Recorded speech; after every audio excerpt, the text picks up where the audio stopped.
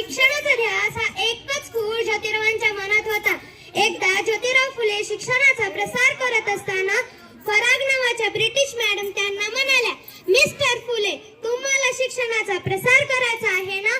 So educated women first, because if a woman educated, the whole house will educated. पण तुम्ही माणसं वुमेनला घराच्या बाहेरच पडू देत नाही. So bad मिस्टर फुले.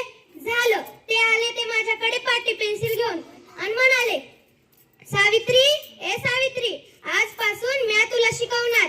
झालं. सुरू झाला माझा अभ्यास. काना, मात्रा, उकार, वेलांटी, आकार, हा बेकबे, बेदोनी चार, बेत्रिक सहा, हाच ध्यास.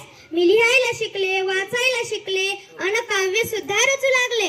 अन अशातच 1 जानेवारी, होय शनिवारी 1 जानेवारी 1848 ला आम्ही पुण्यातील भिडेवाड्यात मुलींची पहिली शाळा काढली. अन मी पहिली महिला शिक्षिका अन मुख्याध्यापिका सुद्धा झाले.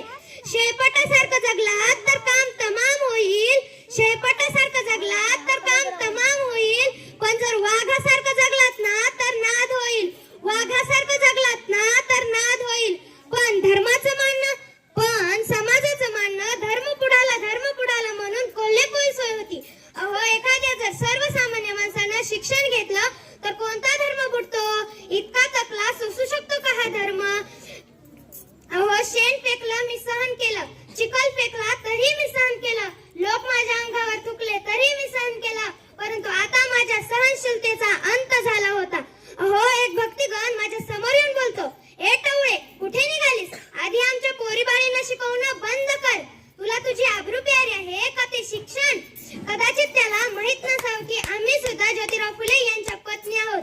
अशी घेतली सणकण त्याच्या कानाखाली दिली आणि सुनावलं, आता आलास थोबाड फुटलंय, आता आलास थोबाड फुटलंय, पण जर पुन्हा आलास ना तर तुझ्या रक्तानं ही धरती रंगवेन. पुन्हा आलास ना तर तुझ्या रक्तानं ही धरती रंगवेन.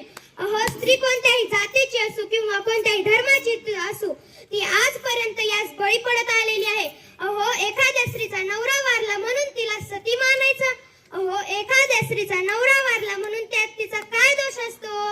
म्हणूनच आम्ही एक काम केलं, सतीबंदी ही प्रथा सुरू केली आणि विधवा महिला काशीबाई अक्का यांच्या मुलाला दत्तक घेतलं. म्हणजेच यशवंतरावाला दत्तक घेतले. त्याच्या तुरुतुरु धावण्याने आमचं अंगण कसं बहरून जायचं. त्याला वाढवलं, मोठं केलं आणि डॉक्टर सुद्धा बनवलं. आणि अशातच पुण्यात प्लेगची साथ पसरली होती. रस्त्यावरून जाताना लोक धडाधड पडत होते. आणि मी तेव्हा यशवंताला सांगितलं, यशवंत, ए यशवंत, आपल्याला हॉस्पिटल उभारायचंय. माझ्या यशवंतानं हॉस्पिटलही उभारलं. आम्ही रुग्णांचा उपचार करत होतो, परंतु प्लेग हा संसर्गजन्य रोग, त्यामुळे तो कधी ना कधी मलाही होणार होता. पण मुळीच जगलो या समाजासाठीच ना.